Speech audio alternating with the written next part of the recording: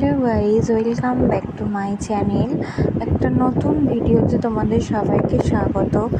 আশা করছি তোমরা সবাই ভালো আছো, সুস্থ আছো আর সুন্দরভাবে ষষ্ঠীর দিনটি কাটিয়ে ফেলেছ। তো দেখো, এটা ষষ্ঠীর দিন সকালের একটা ছোট্ট ভিডিও তোমাদের সাথে শেয়ার করলাম। ভালো লাগলে অবশ্যই কমেন্ট, শেয়ার, লাইক করে দেবে। তো দেখো, বসে আছে, এখন জোগাড় করছি পুজোর জন্য মামকে সাথে নিয়ে। আমি যখন পুজো করি ও আমার সাথেই থাকে বেশিরভাগ সময়, ও নিজেও করতে চায়। তো যাই হোক, দেখো, ষষ্ঠী মানেই হচ্ছে সন্তানের মঙ্গলার্থে পুজো দেয়া। তো সেটাই করার চেষ্টা করছি।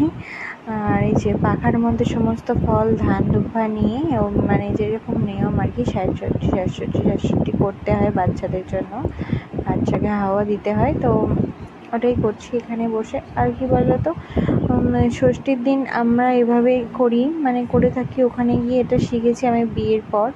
ওখানে কিন্তু সন্তানদের মঙ্গলার্থে সবাই ঘরে ঘরে এরকম করে থাকে। যদিও এদিকে কি বলো তো, জামাই ষষ্ঠী মানে জামাইদেরকেই ষষ্ঠী করা হয়। তো যাই হোক, যেখানে যেরকম নিয়ম করতে তো হবেই।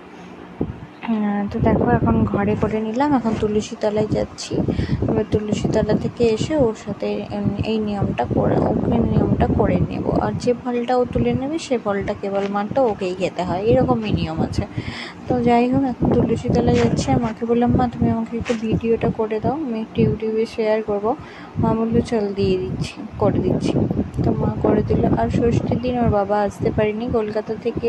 তোমাদের সাথে ভিডিওতে দেখিয়েছি, কলকাতা থেকে আমার দাদা নিয়ে এসেছিলো আমাকে। ওর বাবার সেদিন ওখানে মিটিং ছিল, তো ওখান থেকেও বহরমপুর চলে গেছে, এখানে আসে নাই। ও আসবে শনিবার দিন, ফেরার আগে একবার আসবে। তো এই হচ্ছে ব্যাপার। তো তোমরা কেমনভাবে কাটালে ষষ্ঠীর দিন অবশ্যই কমেন্টে জানাবে, আর অবশ্যই সাবস্ক্রাইব করে রাখবে। কেমন? চলো, টাটা।